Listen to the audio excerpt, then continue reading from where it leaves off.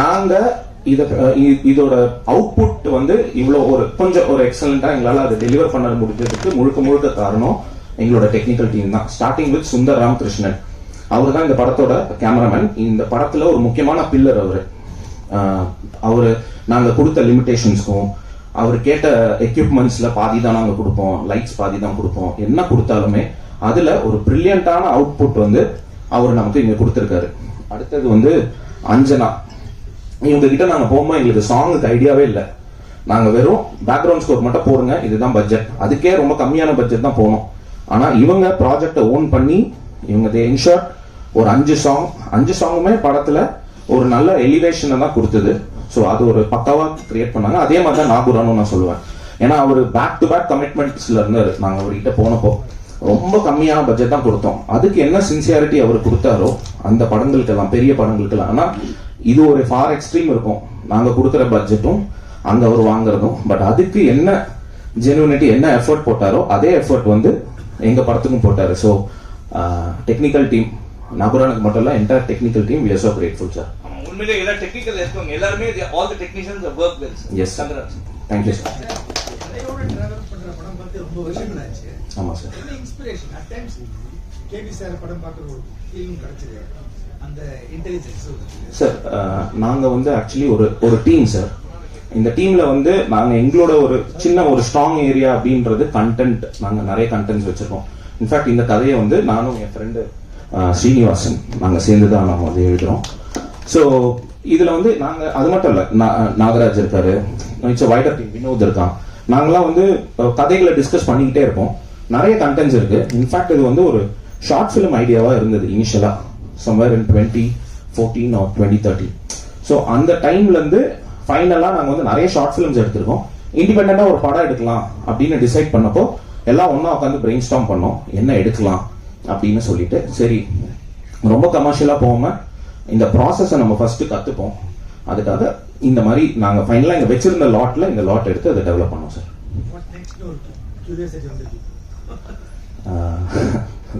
தெரியல sir. I mean we have stories sir, we have lot of stories. Thank you sir. Thank you sir. அப்புறம் sir நீங்க யார் sir?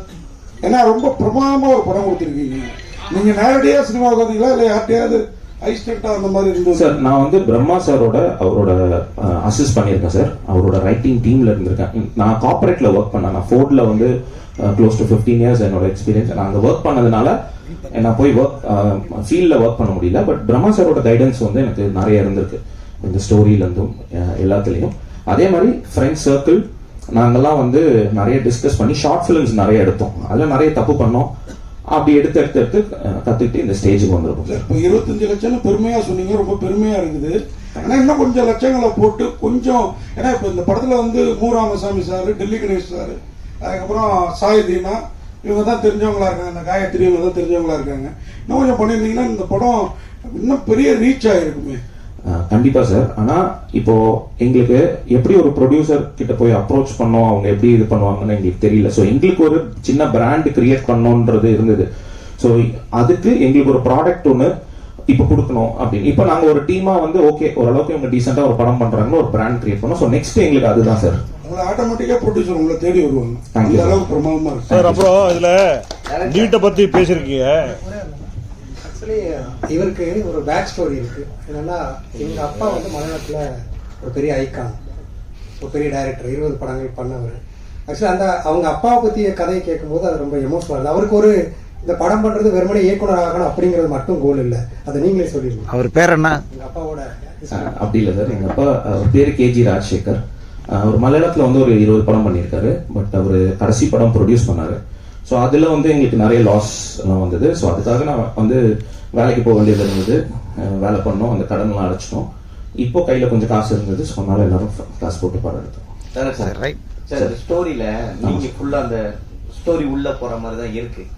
ரெண்டு இடத்துல வந்து ஒரு மிஸ்டேக் பண்ண மாதிரி இருந்தது. ஒண்ணு உங்களை ஓவர்டேக் பண்ணி நீங்களே போன மாதிரி இருந்தது. அந்த வேக் சார் பேசினது, நான் கிரியேட் பண்ண கேரக்டர் என்னையே ஓவர்டேக் பண்ணி போறான்னு அது உங்களுக்கு தோணுச்சா? இன்னொரு இடம் வந்து ஆட்டோக்கார் ஜீன்ஸ் போட்டு உக்காந்து பாத்ரூம் போயிருக்காரு. வேட்டி கட்டினா அது அவர் வந்து பாத்ரூம் போற மாதிரி இல்ல சார். அது வந்து அவர் அந்த இடத்துல உட்கார்றாரு மாதிரி வச்சோம். அப்புறம் அந்த விவேக் சார் வந்து சும்மா ஒரு டார்க் ஹியூமருக்கு ஒரு ஃபன் எலிமெண்டா வச்சோம் சார். அந்த கேரக்டர் உங்களை ஓவர்டேக் பண்ற மாதிரி இருக்கு. நீங்க வச்சுக்கிறீங்களோன்னு நினைக்கிறேன் சார். அப்புறம் இந்த படத்துல நீட் பத்தி பேசிருக்கீங்க. பார்த்திருப்போம் நம்ம. இதே மாதிரி தான் ஒரு கேரக்டர் வந்து எழுதும். ஒருவேளை அதை இன்ஸ்பிரேஷன் பண்ணிருக்கீங்களா இல்ல வந்து நீங்களா கிரியேட் பண்றாரு? சார் இந்த மாதிரி ஆக்சுவலி இந்த கேரக்டர் வெளியில வந்து அந்த ரைட்டரை கேட்கிற நிறைய இருக்கு சார். லைக் ஒரு படம் மட்டும் இல்ல, தமிழ்ல வரல. ஆமா சார். Author in search of 6 characters சொல்லிட்டு ஒரு book, 6 characters in search of author அப்படின்னு சொல்லி ஒரு புக் இருக்கு சார். ஸோ அந்த மாதிரி இந்த கேரக்டர் வெளியில வந்து இந்த ரைட்டர் கிட்ட கேட்கறதுன்றது நிறைய கதைகள் இருக்கு. அதெல்லாம் சூப்பர் டூப்பர் ஹிட்டா போச்சு. இப்போ இதுவும் நல்லா இருக்கு. ஆனா என்னால பேக்ரவுண்ட்லாம் ஏன் வந்து இந்த டிராயிங் மாதிரி பண்ணிருக்கீங்க? எது சார்? ஓ, அந்த அனிமேஷன்லாம் நீங்க சொல்றீங்க. பேனர் கூட இது வந்து ஓவியர் ஜீவா சார் எங்களுக்காக வரைஞ்சாரு. அண்ட் ரெண்டாவது வந்து பாத்தீங்கன்னா இது ஒரு கேரக்டர் அண்ட் ரியல், இது ரெண்டும் போய் வருது. அதனால அந்த ஒரு ஸ்கெட்ச் ஒன்று பண்ணோம் சார். டைரக்டர் சார், நீட் பத்தி பேசிருக்கீங்க. அது என்ன இன்ஸ்பிரேஷன்? அதுக்கப்புறம் அந்த நீட்டை பத்தி நீங்க பேசும்போது கடைசியில இந்த எக்ஸாம் எழுதி பாஸ் பண்ற மாதிரி தான் காட்டுறீங்க. பட் இது கான்ட்ரவர்சி ஆல்ரெடி இருக்கு. எக்ஸாம் எல்லாம் ரத்து பண்ணணும் அப்படின்னு சொல்லிட்டு. பட் அந்த அரசியல் ஏன் நீங்க பேசல? இதுல நீட் எழுதி தான் பாஸ் பண்ணணும் அப்படின்னு சொல்லிட்டு இல்ல சார், தீர்ப்பு கொடுத்த மாதிரி. இல்ல சார், நாங்க அப்படியே ஆக்சுவலி கொடுக்கல. அதான் அது ஓப்பன் எண்டா நாங்க வச்சோம் சார். என்னன்னா அது நீட் அவங்க கிளியர் பண்ணிட்டு வராங்களா இல்ல அது ரத்து ஆயிடுச்சான்றது வந்து நம்ம வேர்ட்ஸ்ல எதுவுமே கன்வே பண்ணல. ஏன்னா அந்த மாதிரி ஒரு இன்சிடென்ட்டும் இருந்தது. நமக்கு வந்து நீட் ஒரு ஸ்டேஜ்ல வந்து ரத்தா இருந்தது. ஸோ அதனாலதான் அது ஓப்பன் எண்டா விட்டு அதுக்கு வந்து ஒரு எக்ஸ்பிளனேஷன் கொடுக்கல. நம்ம படம் ரொம்ப நல்லா இருக்கு. ஸ்டோரி, ஸ்கிரீன் பிளே, டைலாக்லாம் நல்லா எழுதியிருக்கீங்க. மாற்று சினிமாவை விரும்புபவர்களுக்கு நிச்சயம் அது ரொம்ப ரொம்ப பிடிக்கும். ஆனால் வெகுஜன மக்களிடையே அந்த படத்தை கொண்டு போறதுக்கு ரொம்ப விளம்பரம் பண்ணியிருக்கணும். நீங்க கண்டிப்பா ரிலீஸுக்கு 2 நாளைக்கு முன்னாடி வந்து எங்ககிட்ட படத்தை போட்டு காட்டி எப்படியாவது பண்ணுங்கன்னா நாங்கள் என்ன பண்றது சொல்லுவோம் சார். சார் நீங்க ஜஸ்ட் பேசுங்க சார், எங்களுக்கு அது போதும் சார். ஏன்னா பேசுறோம், அதுக்குடைய ரீச் வேணும்ல. அது ஒரு மாசமா சொல்லியிருந்தீங்கன்னா எவ்வளவு எழுதியிருக்கலாம். அதான் சார், நீங்க நான் உங்களுக்காக தான் பேசுறேன். கண்டிப்பா சார், அக்ரி, ஆனஸ்டா அக்ரி. பட் நீங்க இப்போ நீங்க பேசுனீங்கனால, ஏன்னா எங்களுக்கு இது புதுசு சார். ஃபர்ஸ்ட் படம் எடுக்கிறோம், எங்களுக்கு ஒண்ணுமே தெரியாது. ரொம்ப ஃப்ரெஷ்ஷா வரும். நாங்க ஃப்ரெஷ்ஷா வந்து கத்துக்கிறோம். இல்ல நிறைய மிஸ்டேக்ஸும் நம்ம பண்ணியிருக்கோம். ஈவன் ரைட்டிங்லேயே வந்து நாங்க டிஸ்கஸ் பண்ணிப்போம். டர்ன் பண்ணி பார்க்கும்போது இப்படி பண்ணிருக்கலாம், அப்படி பண்ணிக்கலாம். அதே மாதிரி தான் இல்ல, அது ஓகே.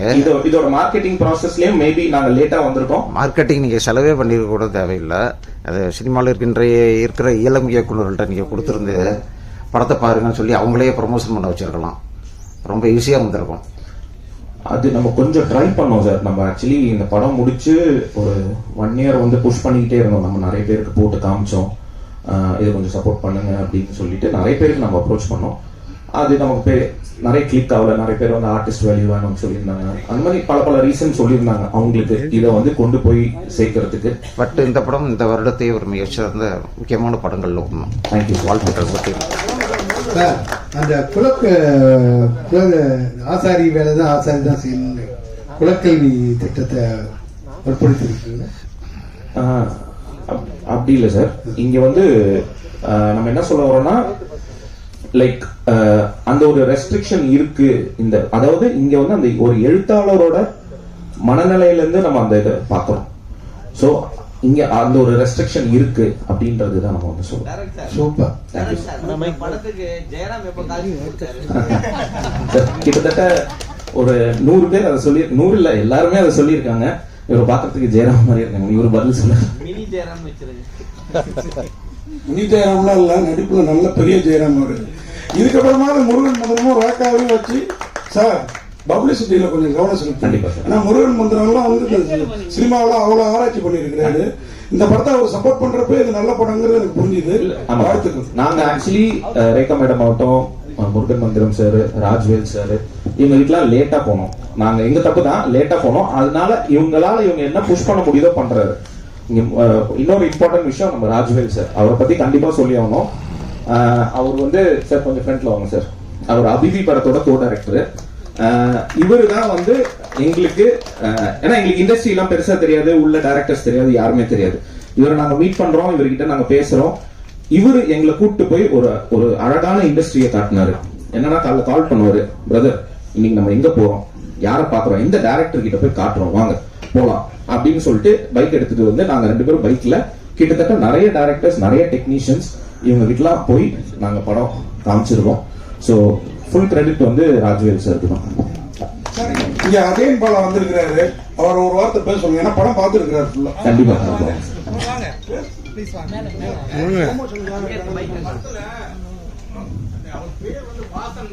ஆமா சார்.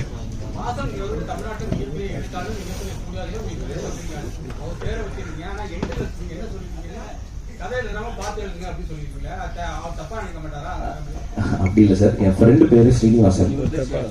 ஸோ சின்ன வயசுல தெரியும், சைல்ட்ஹுட் ஃப்ரெண்டு. நாங்கள் 2 பேரும் சேர்ந்து நிறைய கதை டிஸ்கஸ் பண்ணிருக்கோம். ஸோ அவனோட பேர்ல வச்சது. ஆனா அவன் இந்த கேரக்டர்லாம் சம்மந்தம் இல்லை, பட் சும்மா அவனுக்காக அந்த பேரை வச்சது சார். இன்னொரு விஷயம் லாஸ்ட் சார், அரவிந்த் கூட நம்ம தேங்க் பண்ணோம். ஆக்சுவலி அரவிந்தும் வந்து அவர் அஸ்திரம் படம் டைரக்டர். அவர் இந்த படத்துல அசோசியேட் ஆகணுன்ற அவசியமும் இல்லை. அவரு பர்சனலா எடுத்து அசோசியேட் ஆகி எங்களுக்கு இன்னைக்கு அட்லீஸ்ட் தியேட்ரிக்கல் ரிலீஸ் இதெல்லாம் நடக்க போகுது அப்படின்ற ஒரு ஸ்ட்ரென்த் எங்களுக்கு இருக்கு. அரவிந்த் போவோம் சார். உங்க ஃபேமிலியே வந்து மியூசிக் ஃபேமிலி, அம்மா கூட மியூசிக் பண்றாங்கன்னு கேள்விப்பட்டோம். ஆமா சார். அதனால தான் லேடி மியூசிக் டைரக்டர் வச்சிருக்கீங்க. அப்படிலாம் இல்லை சார். எங்க அம்மா பெஸ்ட் சிங்கர் சார், மலையாளத்துல பாடுவாங்க, அவ்வளவுதான் சார். நாவல் தலைவி 2 படம் வந்தது. ஒன்னு வந்து தலை அஜித் நடிச்சாங்க, ரெட்டு. அது பெரிய இதுவா போல.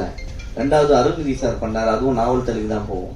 ஸோ இந்த மாதிரி நாவல் தழுவி போகும்போது அதுக்கான ஒரு கேரக்டரைசேஷன், ஹீரோ இப்படி வச்சா அது ஓடும் அப்படின்னாங்க.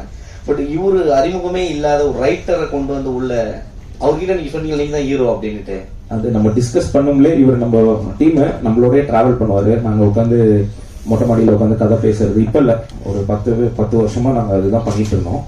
ஸோ இது ரொம்ப வருஷம் முன்னாடியே இவர் தான் இந்த கேரக்டர் அப்படின்னு நம்ம டிசைட் பண்ணோம். இன்ஃபேக்ட் நாங்க வந்து இதை எடுத்துட்டு போய் ஒரு ப்ரொடியூசர் கிட்ட காமிச்சப்போ அவர் சொன்னது என்னன்னா, பிரதர் நீங்க இந்த பைலட் ஃபிலிம் வச்சுக்கோங்க, இதை ஸ்கிராப் பண்ணிடுங்க, நம்ம வந்து இதை ஒரு ஹீரோ ஃபேஸ் வச்சு நம்ம அந்த சீன்ஸ் மட்டும் நம்ம ஷூட் பண்ணிடலாம் அப்படின்னோம்.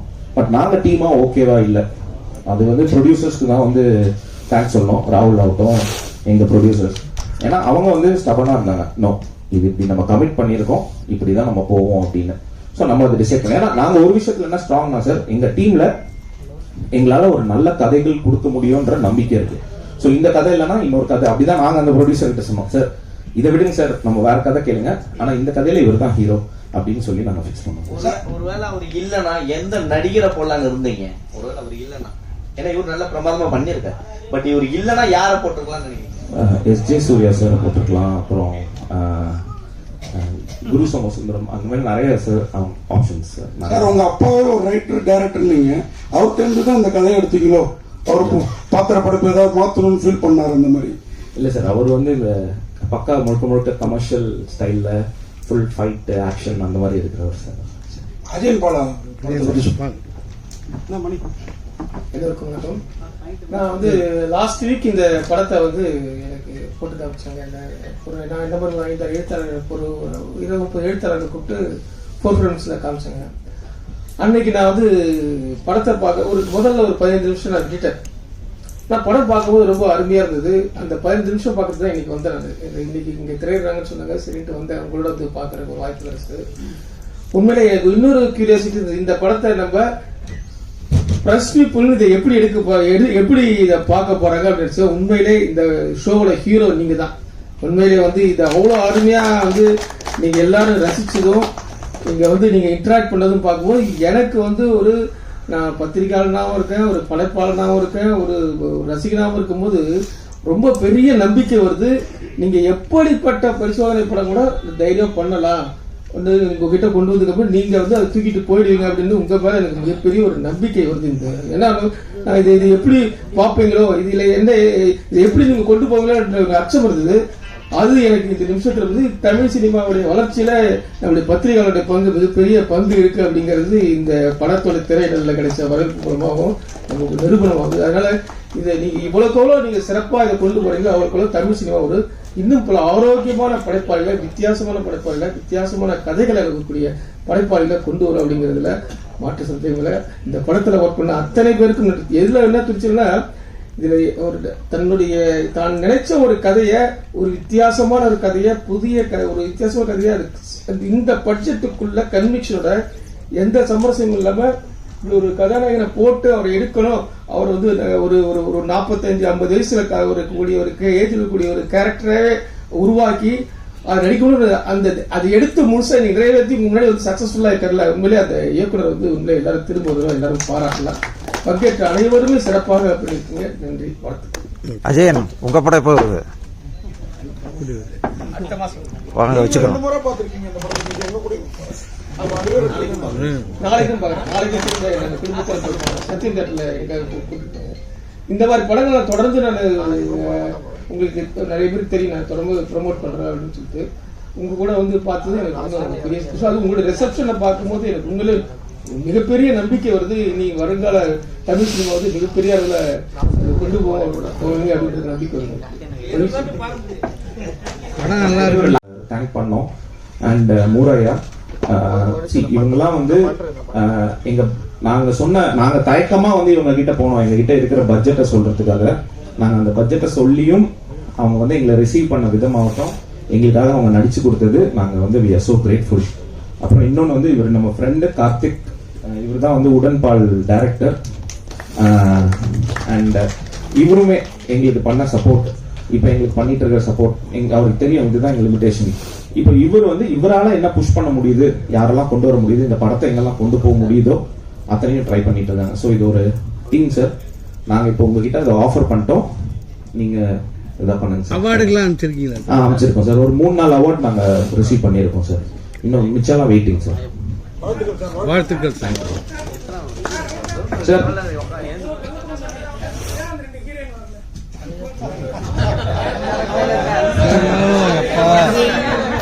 இல்ல சார், ஐஸ்வர்யா வந்து அவங்க ஸ்ரீலங்கால இருக்காங்க சார். அவங்க ஆக்சுவலி வரேன்னு சொல்லியிருந்தாங்க, அவங்க ஸ்ரீலங்கால இருக்காங்க.